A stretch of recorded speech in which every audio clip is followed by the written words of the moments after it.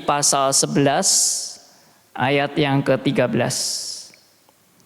Demikian firman Tuhan. Kita membaca bersama ya. Ibrani 11 ayat 13. 1, 2, 3. Dalam iman mereka semua telah mati sebagai orang-orang yang tidak memperoleh apa yang dijanjikan itu, tetapi yang hanya dari jauh melihatnya dan melambai-lambai kepadanya, dan yang mengakui bahwa mereka adalah orang asing dan pendatang di bumi ini. Mari kita berdoa. Bapa yang di surga, kami sebagai orang-orang yang berdosa, namun Tuhan pilih kami untuk boleh menerima anugerah keselamatan. Semua ini hanya karena anugerah Tuhan semata-mata, dan bukan karena kami lebih baik dari orang lain. Kami mau serahkan ya Tuhan pemberitaan firman. Kiranya firman Tuhan yang diberitakan boleh memperlengkapi kami sebagai anak-anak Tuhan di dalam perjalanan hidup yang sementara di dunia ini. Kami mau serahkan seluruh pemberitaan ini hanya dalam pimpinan Roh Kudus saja, dan kami hanya berdoa dalam nama Tuhan kami Yesus Kristus, Tuhan dan Juru Selamat kami yang hidup sampai selamanya. Amin. Silakan duduk, saudara. Seperti tadi sudah diperkenalkan sedikit, nama saya Pendeta Andi Halim. Saya terlibat dalam gerakan reform sejak tahun 1986. Ya, saya merintis yang namanya Sekolah Teologi Reform Injili Surabaya. Ini semua juga karena Pendeta Stephen Tong yang memulai gerakan ini. Dan kemudian saya tahun 1996 saya merintis satu jemaat Keri Ngagel, dan Keri Ngagel membuka 6 cabang, dan saya sejak awal tahun 2023 saya sudah di emeritus, jadi seluruh pelayanan saya sudah lepas, dan sekarang saya mendirikan yayasan namanya Yayasan Beda. Yayasan Beda ini juga bergerak dalam 2 bidang, yaitu sekolah teologi untuk kaum awam, ini secara online. Jadi semua kalau saudara mau berminat ikut silakan. Dan juga kami ada radio namanya Radio Beda. Ya, sekolah teologinya juga nama Sekolah Teologi Beda, ada Radio Beda. Kami siaran di Radio Beda ini 24 jam ya. Namun siaran live-nya hanya pada jam-jam tertentu. Dan itu melalui diskusi, melalui membahas buku, melalui membahas katekisme Heidelberg ya. Dan banyak diskusi-diskusi lain seperti yang kita pernah juga adakan bersama Pak Senjaya dan Pak Daniel Prayoko.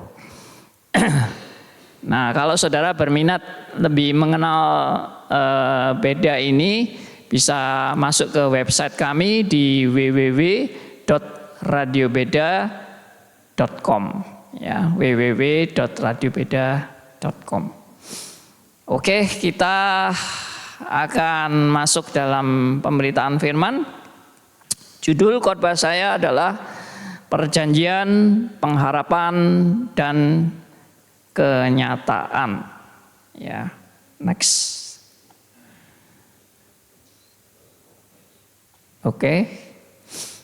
Nah, mulai dari suatu pertanyaan, mengapa banyak terjadi kekecewaan dalam memandang perjanjian Allah? Nah, saudara-saudara, hidup tanpa perjanjian adalah hidup yang nggak jelas arahnya ya. Saudara, coba saudara pikirkan, hidup saudara ini kalau nggak ada suatu perjanjian, saudara mau jadi apa, mau kemana, semuanya pada nggak jelas. Ya, orang mau bekerja aja juga harus ada perjanjian ya dengan perusahaan yang kita mau bekerja. Ya, kita mau menikah juga ada perjanjian ya, janji nikah, gitu kan. Nah, Anda mau membuka perusahaan Anda juga harus ada perjanjian-perjanjian yang jelas. Jadi hidup itu nggak mungkin tanpa perjanjian. Nah, tetapi di dalam menerima perjanjian ini kita seringkali kecewa. Ya. Karena apa kecewanya? Ya karena janjinya tidak sesuai dengan kenyataan. Itu yang seringkali kita alami dalam hidup ini. Tapi bagaimana dengan perjanjian Allah, saudara? Ternyata di dalam perjalanan hidup orang Kristen juga banyak yang mengalami kekecewaan. Ya. Beberapa orang yang sharing, saya kecewa dengan Tuhan. Mengapa saya mengalami hal seperti ini? Mengapa saya mengalami musibah? Mengapa saya mengalami malapetaka? Mengapa saya mengalami sakit, penyakit yang tidak bisa disembuhkan? Kecewa. Beberapa orang yang sharing sama saya, dia waktu itu kena sakit kanker liver. Ya, dia bilang, saya waktu divonis dokter kena sakit kanker ini, saya kecewa sama Tuhan. Ya, Tuhan, salah saya di mana? Kenapa saya mendapat penyakit seperti ini? Saya sudah giat melayani, saya sudah aktif, saya sudah membesuk jemaat-jemaat dan sebagainya. Saya juga ya banyak menyumbang gereja dan seterusnya dan seterusnya. Salah saya di mana? Dan kecewa. Nah, saudara-saudara, saya tidak bisa berpanjang-panjang menjelaskan tentang perjanjian, tapi kita next saja ya. Nah, jadi kenapa kok seringkali kecewa? Saya hanya memberikan 3 sebab saja dalam waktu yang singkat. Saya sudah tanya sama Pak Sen, ya sama Pak Christian juga, khotbah 40 menit saja ya. Biasanya saya khotbah 1 jam lebih, tapi nggak apa-apa. Ya, oke. Yang pertama, karena banyak orang Kristen tidak memahami makna dan hidup sebagai orang Kristen. Ya, saya sendiri dulu waktu menjadi Kristen, ya saya pernah jadi Kristen KTP, saya kemudian Kristen yang bertobat ya dari KTP, Kristen tanpa pertobatan, sekarang Kristen dengan pertobatan ya. Nah, saya pada waktu itu juga diajar oleh ajaran-ajaran yang ya saudara tahulah yang namanya teologi sukses, teologi kemakmuran ya. Saya dulu juga ikut karismatik meskipun saya dari latar belakang gereja yang Presbyterian juga ya, tapi wah daya tarik karismatik itu memang luar biasa sekali ya. Dan di dalam menjalani hidup yang wah pertama-tama itu wah luar biasa sekali ya. Kuasa Allah sangat nyata. Lalu kita juga mengalami kesuksesan, kita mengalami kesembuhan, kita wah macam-macam deh. Semuanya kita alami. Tapi kemudian lama-lama kok hal-hal yang mulus itu nggak terjadi terus. Akhirnya banyak hambatan, banyak masalah, banyak problema. Nah, mulai kecewa. Kenapa Tuhan? Ya, seperti tadi pertanyaan, apa salah saya Tuhan? Apakah saya banyak dosanya sehingga tidak lagi lancar hidup ini, tidak lagi berkat-berkat Tuhan berkelimpahan dan sebagainya? Nah, itu karena kita salah mengerti menjadi Kristen. Kita pikir kalau jadi Kristen tuh, wah Tuhan tuh selalu memberkati, menyertai, memelihara, melindungi daripada yang jahat, daripada musibah, daripada kejahatan. Wah pokoknya hidup kita semua lancar, baik, ya sukses dan seterusnya. Next, ya. Ya, banyak yang berpikir menjadi orang Kristen adalah orang yang berbahagia karena menerima anugerah keselamatan dan dijadikan anak-anaknya secara istimewa. Ya, kita jadi anak presiden, istimewa sekali kan? Akan banyak hal-hal yang istimewa lebih dari rakyat biasa, apalagi jadi anak Allah. Luar biasa sekali, istimewa sekali. Nah ini seringkali yang menjadi konsep orang-orang Kristen, yang pada waktu mereka menjadi Kristen, mereka pikir hidup itu semuanya bahagia, nyaman, enak, dan gampang. Ya, anugerah keselamatan. Tuhan memberikan kita keselamatan, Tuhan memberikan kita kebahagiaan, Tuhan memberikan kita status sebagai anak-anak Allah. Luar biasa. Ya. Kita kalau misalnya saya pernah kasih ilustrasi, kita ini misalnya naik kereta ya. Lalu di sebelah kita tanya, Anda siapa ya? Lalu dia memperkenalkan diri, saya anak presiden. Luar biasa, saya duduk di sebelah anak presiden. Selfie. Wah, gitu kan. Lalu dia tanya sama kita, Anda siapa ya? Lalu kita jawab, kita anak Allah. Lebih kaget lagi mungkin ya. Anak presiden aja kaget, apalagi anak Allah. Lebih kaget. Tapi karena kita sudah terlalu terbiasa sebagai anak Allah itu dianggap biasa, padahal amat sangat luar biasa. Tapi ini memang nggak salah 100% untuk menganggap diri kita ini, jadi orang Kristen adalah menerima anugerah keselamatan, jadi orang Kristen adalah statusnya istimewa, ya, lebih dari yang lain dan sebagainya. Tetapi sebetulnya tidak cukup di situ. Orang menjadi Kristen bukan berarti hanya menerima berkat-berkat Tuhan yang luar biasa. Lalu kalau berkat Tuhan berhenti, langsung kaget. Berkat Tuhan langsung berbalik, mengalami musibah dan sebagainya, langsung kecewa. Karena apa? Karena konsep Kristen itu selalu berkat-berkat yang nyaman dan enak dan membuat kita senang dan berbahagia. Next. Nah, hal yang kedua yang banyak orang Kristen memandang, yaitu memandang perjanjian Allah sama perjanjian Allah itu, baik perjanjian baru maupun perjanjian lama itu sama. Nah ini seringkali yang membuat orang Kristen menjadi kecewa. Ya, Tuhan, bukankah Engkau berjanji kalau kami setia, Tuhan akan membalas kesetiaan kami dengan berkat-berkat yang luar biasa, dengan jalan hidup yang lancar, usaha sukses, keluarga bahagia, ya, tidak ada musibah, tidak ada malapetaka, dijauhkan dari segala kejahatan. Nah, tidak bisa membedakan berkat yang dijanjikan Allah di perjanjian lama dan berkat yang dijanjikan Allah di perjanjian baru. Apa bedanya saudara-saudara? Ya, next.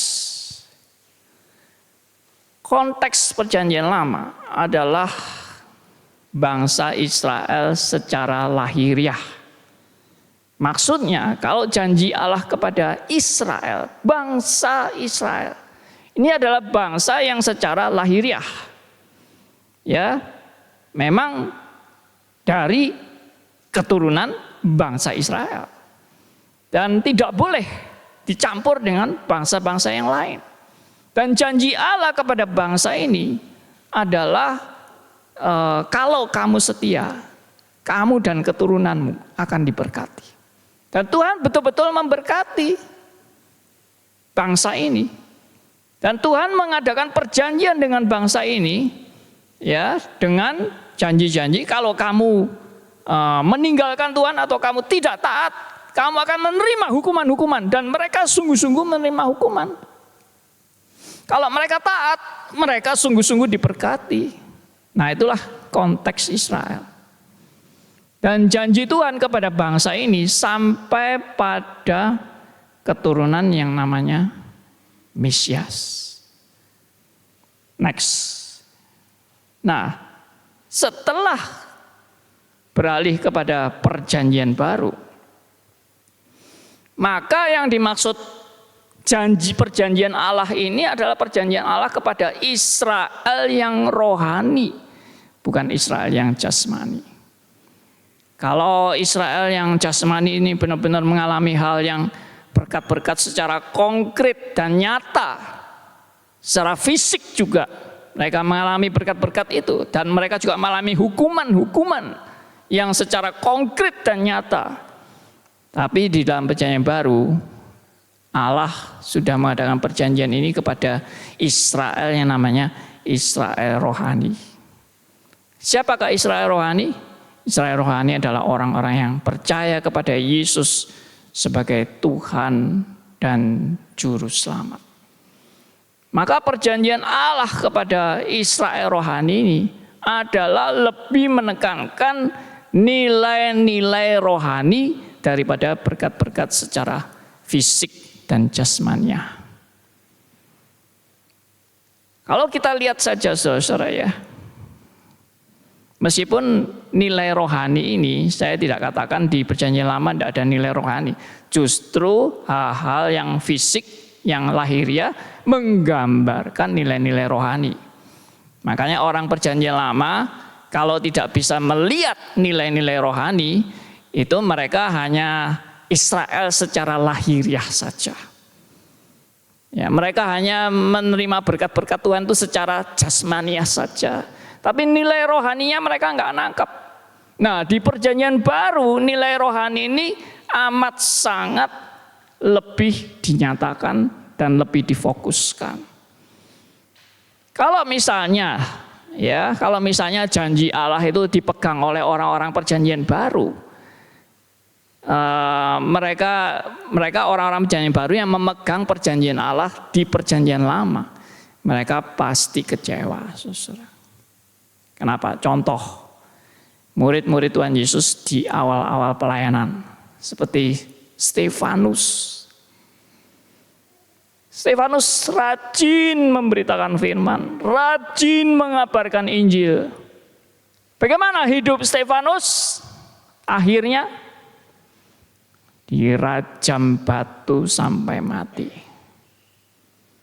Saudara coba pikirkan, kalau Stefanus itu berorientasi kepada janji-janji seperti hal-hal lahiriah seperti di perjanjian lama, mungkin Stefanus akan berteriak, "Di mana penyertaan-Mu Tuhan? Tuhan, tolonglah aku dari batu-batu ini." Wah, mungkin menggambarkan seperti Daniel, Sadrak, Mesak, Abednego. Ya, Daniel di lubang singa. Wah, singanya diam saja, ya kan? Sadrak, Mesak, Abednego di perapian. Mereka tidak hangus selembar rambut pun. Wah, ini yang diharap-harapkan. Tapi nyatanya, bagaimana dengan Stefanus? Batu-batu yang terlempar, mestinya Tuhan lindungi aku. Lalu batu-batu ini semua kembali kepada yang melempar, gitu kan. Wah, akhirnya yang melempar mati semua. Wah, ini baru pertunjukan yang menarik. Tapi akhirnya apa? Stefanus mati. Di mana pertolongan-Mu Tuhan? Di mana penyertaan-Mu Tuhan? Kalau orientasi kita pada janji-janji yang seperti itu, orang-orang perjanjian baru awal gereja-gereja di gereja mula-mula sudah kecewa semua dan meninggalkan Tuhan. Dan akhirnya yang terjadi, satu persatu para rasul semua mati sebagai martir. Kecuali Yohanes, mati tua di Pulau Patmos, itu pun di pembuangan. Di mana penyertaan Tuhan?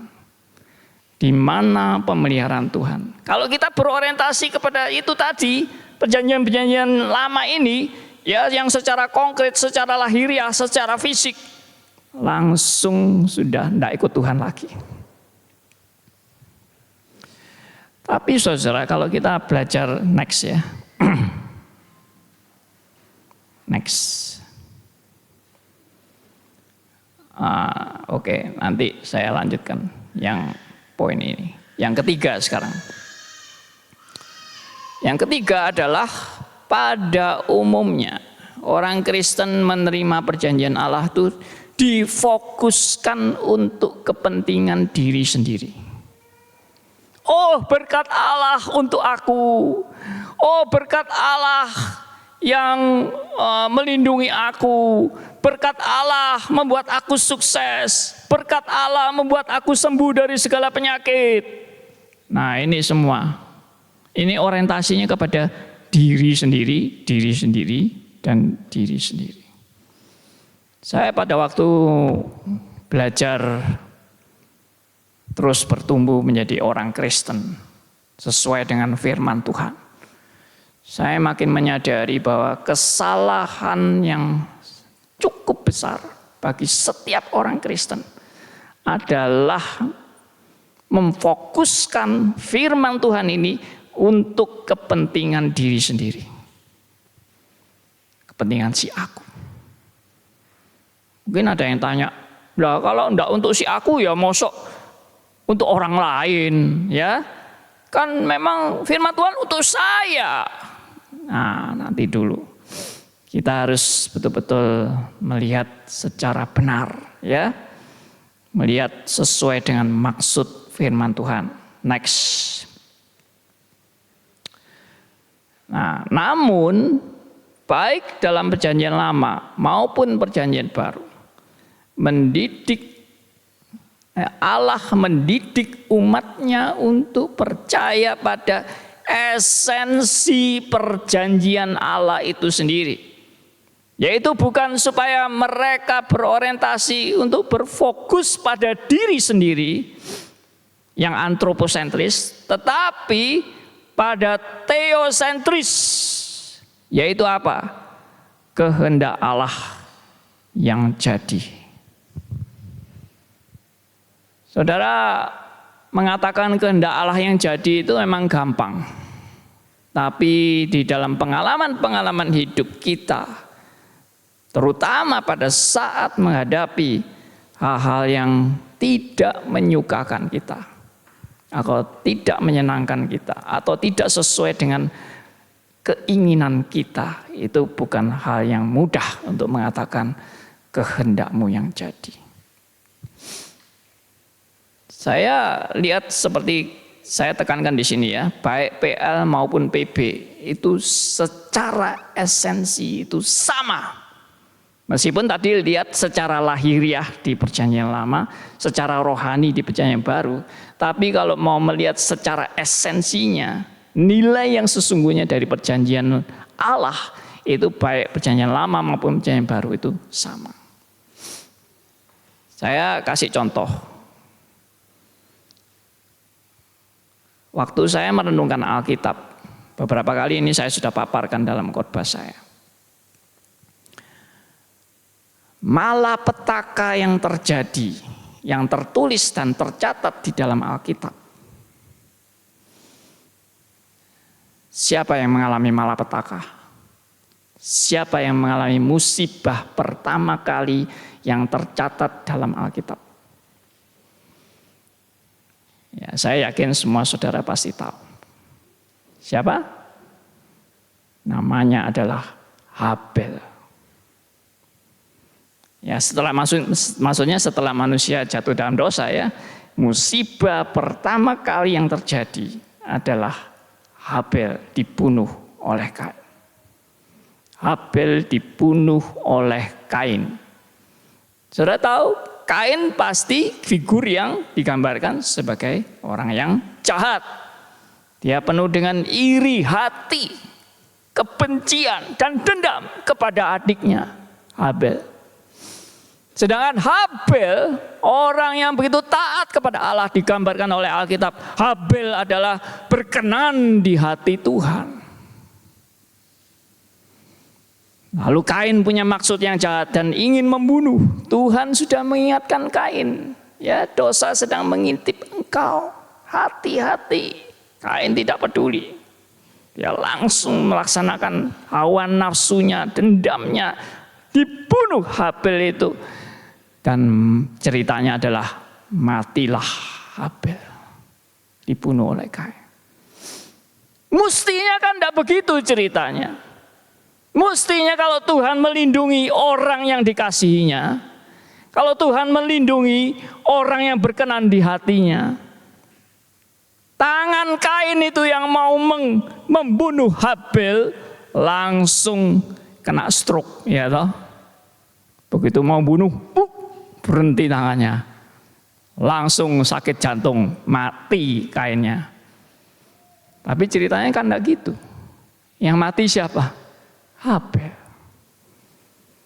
Kita kalau mendengar peristiwa ini kita anggap biasa ya. Oh ya, Habel mati ya, maklumlah. Tapi kalau saudara sendiri yang ngalami bagaimana? Saudara bisa maklum? Enggak maklum kan? Saudara seringkali protes kan? Kenapa saya mengalami ini?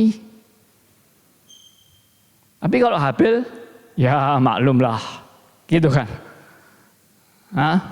Stefanus, oh puji Tuhan, Stefanus mati sebagai saksi Kristus yang luar biasa. Bagaimana kalau saudara dan saya mengalami? Nah, itu hal yang berbeda. Ya, nah ini kita diajar untuk apa ya sebetulnya? Perspektif yang Tuhan mau kita berfokus di dalamnya. Lanjut. Nah, menjadi orang Kristen berarti bukan, ini kurang P ya, berarti bukan hidup untuk kepentingan diri sendiri, melainkan menjadi hamba Allah untuk terpanggil melaksanakan amanat agungnya dan semuanya yang adalah bagi kemuliaan Allah. Nah, saudara, ini juga kita sudah sering dengar. Tapi pertanyaannya adalah, apakah benar-benar ini menjadi fokus bagi hidup saudara dan saya? Itu pertanyaannya. Bukan, oh saya tahu, ini sudah tahu belum? Tahu. Tapi apakah itu fokus dalam hidup saudara dan saya? Nah, kalau fokus saudara-saudara, ya, kalau fokus, seharusnya di dalam kita menghadapi segala kejadian-kejadian yang seperti tadi yang saya ceritakan, masalah, problema, musibah dan sebagainya, bagi saudara dan saya itu tidak terlalu menjadi masalah. Ya. Kenapa? Karena orientasi kita ini bukan hidup untuk kepentingan diri sendiri. Orientasi hidup kita ini adalah orientasi kerajaan Allah, saudara. Saya pada waktu memikirkan orang-orang yang dipakai Tuhan luar biasa ya, yang menjadi berkat bagi kita. Lalu tiba-tiba Tuhan panggil pulang. Waduh, kita sedih. Kenapa Tuhan, Engkau memanggil hamba-Mu yang setia, hamba-Mu yang sedang dipakai Tuhan dengan luar biasa. Kenapa Tuhan panggil pulang? Mestinya tidak. Mestinya Tuhan menyertai. Mestinya Tuhan kasih dia panjang umur. John Calvin itu, saya kemudian merenungkan hidupnya John Calvin. John Calvin itu kalau nggak salah hidupnya umurnya sampai 54 saja. Sedangkan saya hari ini sudah hampir 70, saudara, bulan ini. Ya, sudah kadaluarsa. John Calvin 54 dengan karyanya dia yang luar biasa. Ya, dia memulai membuat buku Institutio umur 26. Memulai buku Institutionya. Wah, luar biasa sekali. Saya bayangkan pada saat John Calvin mati, betapa banyak orang sedih dan kehilangan seorang tokoh yang luar biasa. Tapi kembali lagi, yang mati bukan hanya John Calvin. Rasul Paulus juga mati. Rasul Petrus juga mati. Ya, Spurgeon juga mati.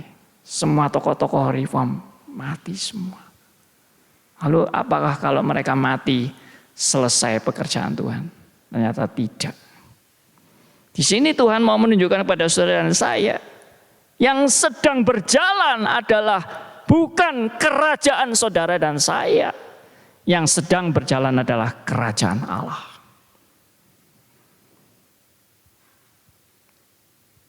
Saya terkesan sekali dengan apa yang dikatakan oleh Yusuf. Pada waktu Yusuf berjumpa dengan saudara-saudaranya, dan saudara-saudaranya ketakutan, Yusuf membalas dendam kepada dia.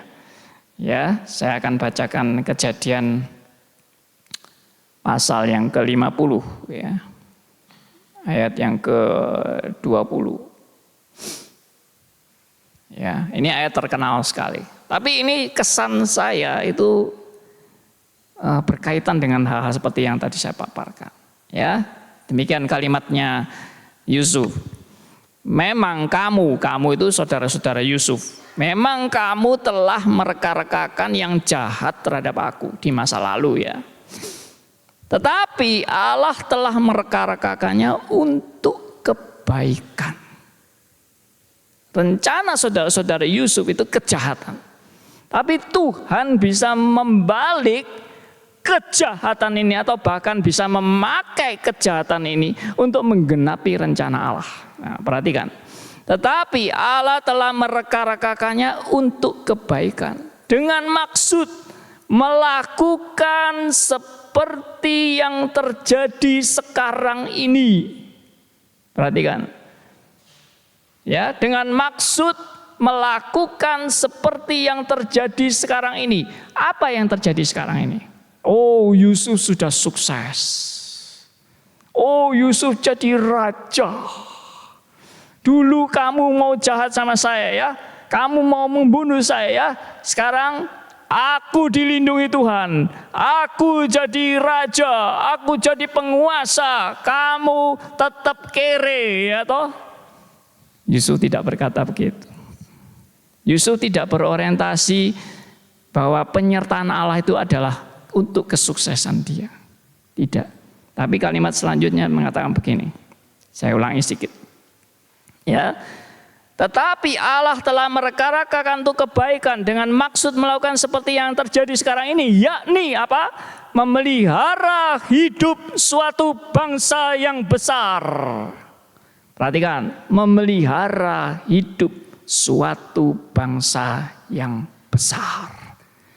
Allah berjanji kepada Abraham, Allah berjanji kepada Ishak, Allah berjanji kepada Yakub akan menjadi suatu bangsa yang besar. Dan melalui Yusuf dia boleh membawa ayahnya dan saudara-saudaranya ke Mesir untuk tidak mati kelaparan, supaya genaplah rencana Allah tentang suatu bangsa yang besar, yaitu Israel. Ini perjanjian Allah. Yusuf melihat perspektif kerajaan Allah, saudara-saudara. Maka seharusnya sebagai seorang Kristen, ya, kita bukan berorientasi untuk memikirkan kepentingan diri kita, ya, keselamatan diri kita, kesuksesan diri kita. Pernahkah kita berorientasi hidupku adalah sedang melaksanakan misi kerajaan Allah, bukan misi kepentingan pribadi. Oke, sebagai yang terakhir, saya akan membacakan 2 ayat, yaitu tadi sudah dibacakan ya, ternyata ayatnya sama ya. 2 Korintus pasal 5 ayat 15, mari kita lihat. 2 Korintus pasal 5 ayat 15. Saya sangat terkesan dengan ayat ini pada waktu saya baru sadar ya, bagaimana seharusnya menjadi seorang Kristen yang sebenarnya di hadapan Tuhan. Saya bacakan 2 Korintus 5 ayat 15. Dan Kristus telah mati untuk semua orang, supaya mereka yang hidup tidak lagi hidup untuk dirinya sendiri, tapi untuk Dia. Perhatikan, tidak lagi hidup untuk dirinya sendiri, tapi untuk Dia, yaitu Kristus yang telah mati dan telah dibangkitkan untuk mereka. Saudara, kita tidak lagi hidup untuk diri sendiri. Inilah panggilan menjadi orang Kristen. Saya yakin setelah kesadaran seperti ini, seharusnya saudara dan saya kalau menghadapi apapun yang terjadi, kita tidak akan marah kepada Tuhan. Kita akan belajar berkata demikian, meskipun ini tidak gampang ya, tapi kita belajar. Apa yang kita katakan? Tuhan, semua boleh terjadi. Musibah boleh terjadi dalam hidupku.